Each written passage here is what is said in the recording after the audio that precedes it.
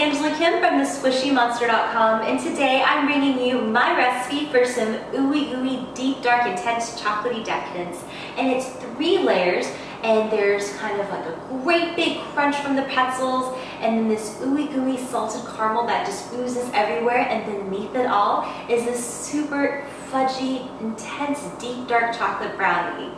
One of the first things you want to do to bring together your brownie base is to assemble your dry ingredients. So in my bowl, I've already weighed out some unbleached all-purpose flour, and all the ingredients, as always, is listed below and at thesquishymonster.com. To that, I want to sprinkle in some cocoa powder, some unsweetened baking cocoa powder, and then a little bit of coffee, instant espresso powder. You can omit this if you don't have it or if you don't like it, but it really just enhances the depth of chocolatey flavor. Doesn't make anything taste like coffee. And a little bit of fine salt, and you either want to sift this or whisk it together. For my second bowl, it will comprise of all my wet ingredients. So in my big bowl here, I just have a combination of regular granulated sugar and brown sugar. And to achieve brown sugar at home, you can just combine regular granulated sugar with a touch of molasses unsulfured. And then I'm going to cream it together with some butter, and it's really important that your butter is at room temperature. So I like the texture to be kind of like scoopable ice cream, if that makes any sense. And you always want to bake with unsalted butter. So you just want to put that in there and cream it together. Your butter and your sugars are adequately creamed after about 3 to 5 minutes has elapsed, and you want to remember to scrape the sides of your bowl. And if you don't have a hand mixer or a stand mixer, you can just take a wooden spoon or a silicone spatula and just kind of work it together like this by pressing the butter into the sugars until it becomes this really fluffy, cohesive mass. Now I have also some room temperature eggs, and I'm going to whisk them together so I can kind of put them into a stream so they mix in better. Just give it a quick little whisk. You don't need to aerate it too much. You're not making scrambled eggs here. You just want to kind of mix it all up together. And then a little splash of vanilla. So I'm going to go ahead and spill in the vanilla here, and you can make your own with some high quality vanilla beans and some vodka. I like to use vodka because it's a neutrally based flavor.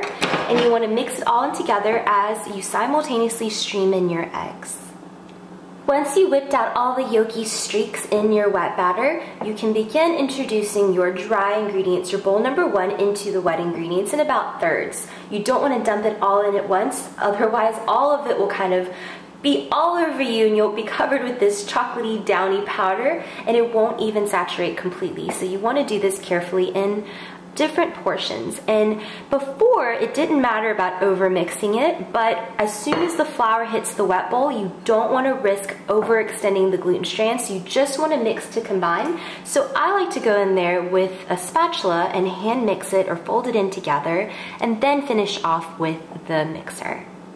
My oven is preheating, and I've well greased my tin as well as double lined it with some parchment. And this is to ensure, because the caramel we're going to lay on top is very super sticky, that you can just easily lift it out of its pan so you can cut it into neat little squares. So my batter has come together. Now I can pour, and it's very thick, but it's going to make a really nice dense chocolatey brownie later as the base that we're going to slather on with that homemade caramel sauce and some salted pretzels. It's going to be so delicious. Now if you'd like, you can mix in some chocolate chips to make it extra chocolatey, but I actually think that's a little too overbearingly and too cloyingly sweet. So I opted out of it, but if you do want to do that, just dust it with a little bit of the dry mixture before you fold it in so that it suspends in the batter rather than sink all to the bottom. I'm just going to smear it on the bottom like this so it makes an even layer. And sometimes I like to kind of soak up the top with some Kahlua, which is a really nice combination too. The caramel sauce that we're slathering on top of our brownie base is my same caramel sauce that I made in my 3-minute caramel sauce video. It's super easy and so delicious. So to some half and half, which is just cream and whole milk, I want to add in some brown sugar. It's okay if you drop some, just clean up as you go later. And a little bit of butter and a splash of vanilla. and some salt. And you can be as liberal with it as you'd like to a certain degree, because I love salted caramel. It really just makes everything, just really accents everything, really balances out the flavors. So you just want to give this a whisk and heat it up until it gets really nice, thick, and syrupy. And if you want to watch that video, just click on this link and it'll take you to my 3-minute, super easy and delicious caramel sauce. Here I have my cooled brownies on a board, so it's just easier to work with. And my caramel sauce that's thick and buttery and ooey gooey. And I've actually done this with almond milk before. It just takes longer and it gets really ferocious and bubbly and hot. So works better on the stovetop actually. You just have to cook it for longer. But the rule of thumb here is that you just want to condense it by half. So I have some pretzels, which will kind of impart a nice crunchiness and a salty bite. Paired with that salted caramel, it's out of this world. So you could really layer this with whatever candies you'd like. You can just have fun with it. So just scooch them on in there. And you can do this first, or you can do this after you've layered on the caramel sauce. Really doesn't matter. I might end up just doing both.